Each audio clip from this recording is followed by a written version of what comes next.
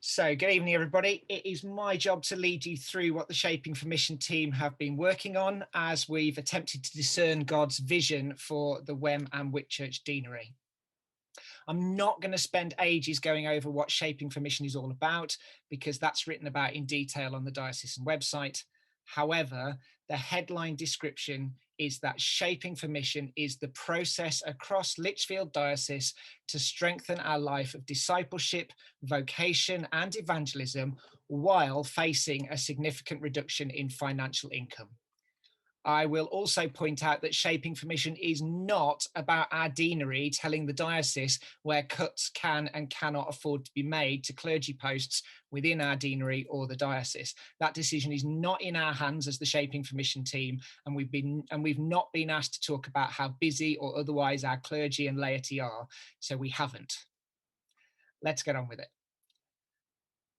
As you can see from the slide, there is more than one phase to Shaping for Mission. So let's remind ourselves what has happened and what is still to come. There are, in fact, 3 phases. The first of those was the Deanery Review, and we discussed the findings from that at our last Deanery Synod meeting. I'll cover some of what we found fairly quickly in a minute or so, but if you want the fuller version, the YouTube video which covers that presentation is still available online. Let's skip forward to phase 2, where the Shaping for Mission team works with the wider deanery and seeks to discern God's vision for us as a deanery. Who is God calling us to be? What is he calling us to do? And to a much lesser extent, how is he asking us to do it? After that comes phase 3, which is where the diocese will take what we present and help us to work out how we can achieve that vision, or at least move towards achieving it. We're at the end of phase 2, so we will be thinking predominantly about that tonight. Phase 3 begins next week when, as Adam said, we present this vision and your feedback to Bishop Sarah and Archdeacon Paul.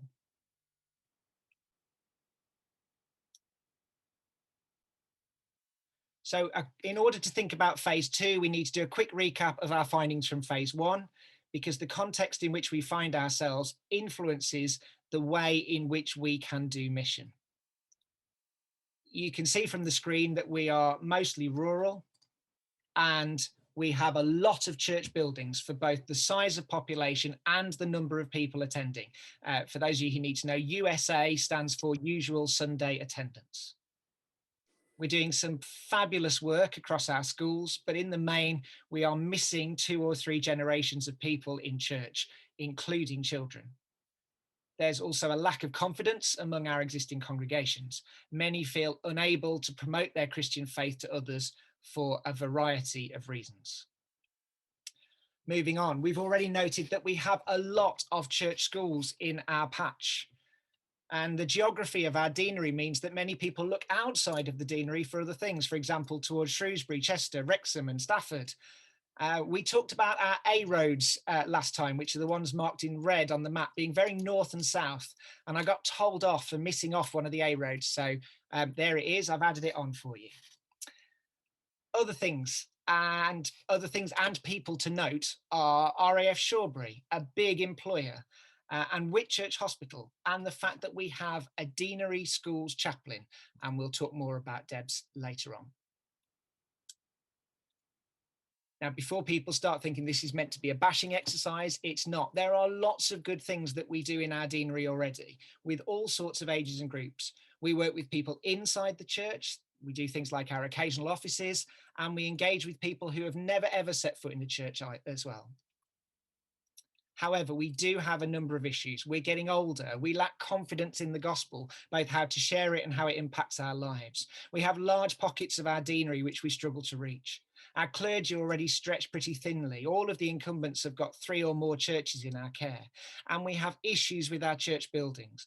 Accessibility is a problem. We don't always have toilets and washing facilities. We struggle to be hospitable, and quite frankly, our buildings cost a bomb to look after. which leads nicely to the question of wasted energy and resources. If we're all being honest, if we were starting the Church of England from scratch today, there is no way that we would start with loads of buildings. We probably also wouldn't have so many small parishes, nor would we repeat content in every place when the vast majority of people are able to move around or join online these days. I recently saw it written that if the Church of England is to survive, it must become leaner and fitter. I think that's a helpful point to keep in mind. But you've heard all of that before in our last meeting. So where are we now? What have we done in phase 2 that moves us on? Well, here's the answer. Firstly, we consulted with you and other interested parties. For example, at the end of the last synod meeting, we asked you what you thought God's vision for the deanery might be. We've also been in conversation with the clergy team and with others. From those discussions and our own deliberations, we've tried to discern what God might be saying to us about the future of the church here in this deanery. Once again, who is God calling us to be, and what is he asking us to do? There's a bigger picture vision and some ideas of what that might look like on the ground. So, for example, if we had discerned that God wanted us to be a more fragrant church, that's the big picture. But we might have said, in order to do that, we need to train up more florists, hand out deodorant, and get our clergy to do more baptisms in order to help wash a few nasty nips away. So you get the idea. There's big picture, what are we trying to be and look like? And smaller, how might we get there? Oh, and of course, we've been preparing reports too. So the big question is, what is the vision that we have discerned? And here's your answer. We believe that God is calling us to help our churches to be filled with confident disciples of Jesus Christ and to be an effective Christian presence in the communities we serve, which means we want more people to come to faith. We want those who already have faith to develop a stronger and deeper faith. And we want the things that we do in our communities to make a difference, to proclaim and demonstrate the kingdom of God here on earth, if you like. Now, I genuinely didn't think that that was a controversial vision statement until I spoke to one of my PCCs a few weeks ago. But it does seem to have stirred some people up. So I'm going to give you a moment to process it while I read it again. This deanery's vision is to help our churches to be filled with confident disciples of Jesus Christ and to be an effective Christian presence in the communities we serve.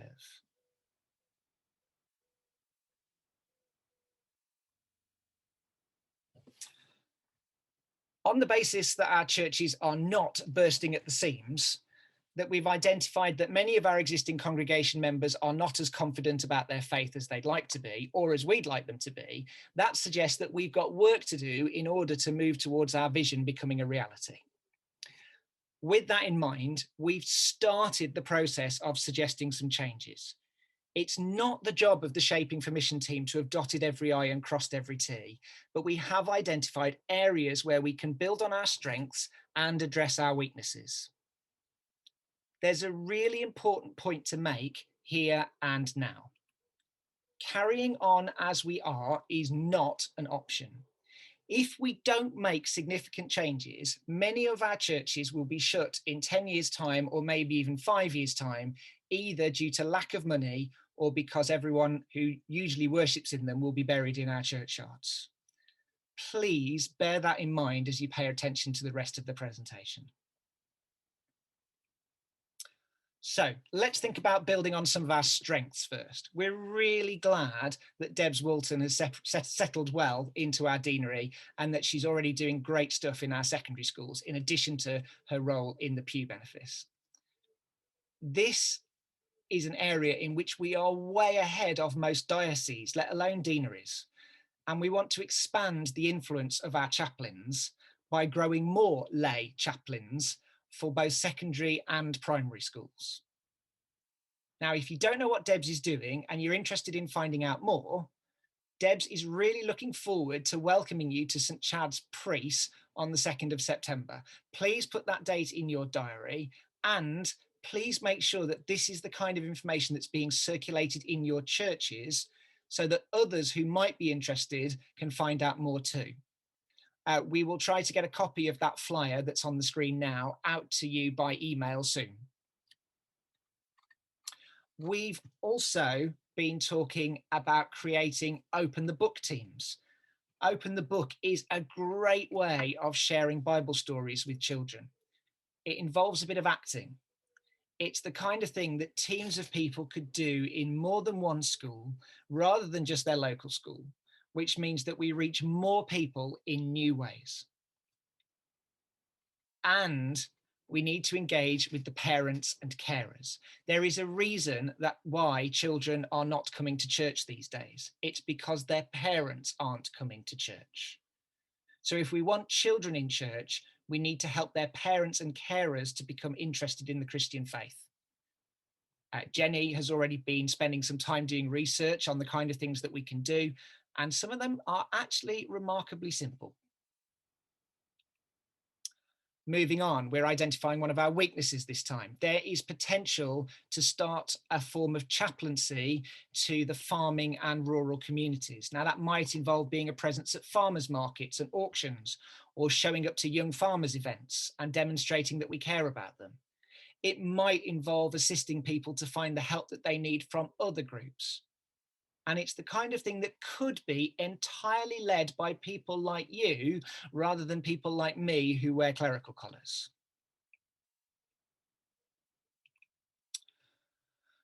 The hospital chaplaincy team already do a great job in Whitchurch, but it might be that you live in Hadnall or Shawbury and you never even knew that there was a hospital chaplaincy team. But now that you do know, God's giving you a burning passion to serve on that team and strengthen it further. Or it might be that you want to help those people who already have come to visit us in church. Maybe they've come for a funeral or a baptism or a wedding, and you might help them by remembering an anniversary with a card, or being the person who invites them to the next course for people who are interested in knowing more about Christianity. These are people who've already indicated that they are happy to have a connection with the church. So they might, or even should, be open to becoming a disciple of Christ. All right, now on to something which we know will be more controversial. I've already argued that if we were starting from scratch in this deanery today, we wouldn't start with 21 buildings, 20 of which are listed, and all of which take up a huge amount of money, time, and energy when we look after them. So the Shaping for Mission team are seriously asking the question, should we have fewer churches? Closing buildings isn't the only option, but we have to be honest about our ability to keep going. We also have to be honest about our primary mission. I love the National Trust and English Heritage, but I don't work for them. I am not a heritage officer. I am a vicar in the service of Jesus Christ, and my primary mission is to lead people to him. Each of us is a child of God. Each of us is a disciple of Christ, and our mission as the church is to draw people nearer to God. There are options to merge parishes instead, which potentially reduces some of the administrative burden and reduces the number of services that we might need to have, while still allowing buildings to remain open, but it doesn't really save us any money. Now, I suspect that for some of you, your answer will be, yes, this sounds really reasonable, but not my church. The Shaping for Mission team would like to respond that this is about discerning God's vision, not personal preference. This is a team approach. Somewhere along the line, tough decisions have to be made, and we have to be honest about what is possible. Moving on. The Church of England believes in every member ministry. That means we don't just leave it all to the vicar or to the people who we think are good at things in church. Jesus has called us all to be disciples and apostles. So the Shaping for Mission team recognises that we need, as a deanery, to excite, encourage, equip and empower everyone in our churches to find and take opportunities to serve in a missional way. Now, that means serving in a way that helps make this vision a reality. So if we have more lay service leaders, we train them up to lead in a way that inspires others to go deeper with Christ and to reach out more into the community around us. There are all sorts of examples of lay leaders, some of which are on the screen. And one of the things that we would seek to do within the deanery is to provide good training at a deanery level as much as possible, rather than asking you to go to Lichfield or Shalford or beyond. If there are going to be fewer clergy across our diocese, we will need lay leaders to step up. Admin. Admin is boring, but good admin makes us better at what God is calling us to do. Bad admin or no admin means that people fall through the cracks.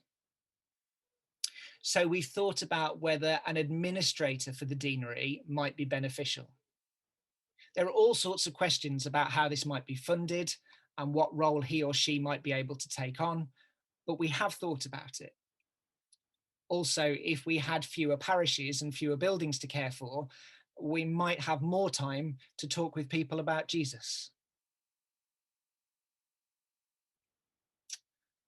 There are 3 more slides to consider. The truth is that unless we're confident about our faith, we're going to struggle to live it out, and we will struggle to get anyone else excited about it. A significant part of this vision is helping those who are already in church to take the next step of faith, to step out of the boat with our eyes on Christ, if you want a biblical analogy, or to take a few more steps up the mountain to a place where we meet with God and allow him to mold and shape us. It means remembering that church is less about buildings and more about people who follow Jesus Christ. It means putting on high quality courses which help people to draw nearer to God.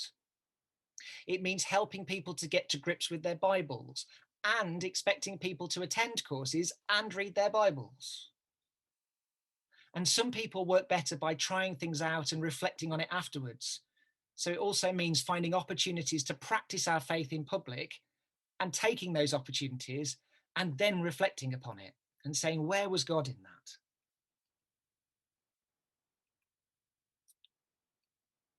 When it comes to reaching the missing generations, the good news is that we've covered most of this slide already in other slides in other areas. We need to reach the missing generations by following up on baptisms and weddings, by sharing a pint with the young farmers and meeting with people at the school gates, all the time offering ways for people who are interested in Jesus to find out more about him. But there are 2 things on this slide that I've not really mentioned elsewhere. The first is our fresh expressions of church. In my own benefice, our fresh expression is now our 2nd largest congregation, and it's reaching the people that are missing in our other services. So we need to think about how we can develop and build new fresh expressions. And then the second thing is developing a culture of invitation. If you and I don't invite people to church, or we don't invite them to an Alpha course, or we don't invite them to know more about Jesus, who will? We need to be brave enough to invite people to know God, even if we think they will say no. So what needs to change to make this vision a reality? Well, that's both simple and complicated. The national church needs to change. It probably needs to help us by relaxing faculty rules, reducing the bureaucratic burden, and making clear to the world that our primary focus is the sharing of the gospel, which will influence the way that we do what we do and will mean that we spend less time worrying about our buildings. The diocese will need to fight for the local rural church and to campaign for changes in legislation at national level. We will need the DAC to be more missionally minded, and we will need the diocese to help us offer training more locally. Actually, they've already started that process. They have already started helping us to offer more local training. And there are other things that we're going to need from the diocese too. But this vision will not come to fruition, as Adam said earlier, unless we are willing to grow in faith, take risks in stepping out in mission, and recognize that we all have a part to play in this. I've said it before, we cannot afford to keep doing the same thing and still expect our churches to be around in 10 years' time. This vision requires all of us. That includes you and your fellow congregation members in the pews, and it requires the clergy who will need to buy into this vision, embrace it, and collaborate with one another more than we have done up until now. It requires us all to change and live for the kingdom of God. Well, that's the end of the presentation. We do appreciate that there's a lot there. Some of it is more detailed than other bits, and some of it is more radical or controversial, if you prefer.